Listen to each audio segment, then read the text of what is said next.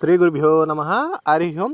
ఈ యొక్క చెట్టు కాయలను మనం ఎండబెట్టి వాటిని మీ మూత్రంలో ఒక 3 రోజులు ఉంచి వాటిని తీసి ఒక పొడిలాగా తయారు చేసి వాటిలో మీరు ఎవరైతే వశం చేసుకోవాలనుకుంటున్నారో వాళ్ళ చెప్పులకు పూసినా వాళ్ళ బట్టలకు పూసినా లేకపోతే వాళ్ళు తినే ఆహారంలో ఇది కలిపి ఇచ్చినా సరే ఎవరైనా సరే మీకు 24 గంటలు 48 గంటల్లో మీకు పూర్తిగా దాసోహం అవ్వటం అనేది జరిగిద్ది. ఈ చెట్టు పేరు మరలా మాతంగి చెట్టు.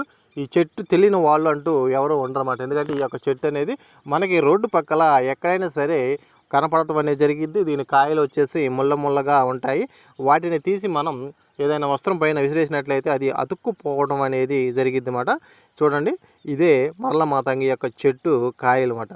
మామూలుగా మనం మరల మాతంగి యొక్క ఆకులతో మరుగు మందు అనేది ఏ విధంగా తయారు చేసుకోవాలి అనే దాని గురించి చాలా వీడియోలు అనేది మన ఛానల్లో తెలియజేయడం జరిగింది.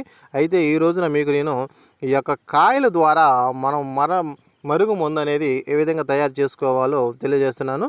ఈ మరల మాతంగి చెట్టు అనేది మరుగు మందుకి చాలా ఉపయోగపడిద్దండి. ఎందుకంటే ఇది చూడటానికి ఇది పిచ్చి చెట్టు లాగా అనిపించింది. రోడ్డు పక్కల గుట్టలుగా ఉంటాయి. కానీ ఈ యొక్క చెట్టు ప్రభావం అనేది ఒక వ్యక్తి నుండి ఒక వ్యక్తికి మధ్య కలిపే విపరీతమైన ప్రేమను కలిపిద్ది అన్నమాట. అంటే ఒక తెలియని ఒక అయస్కాంతం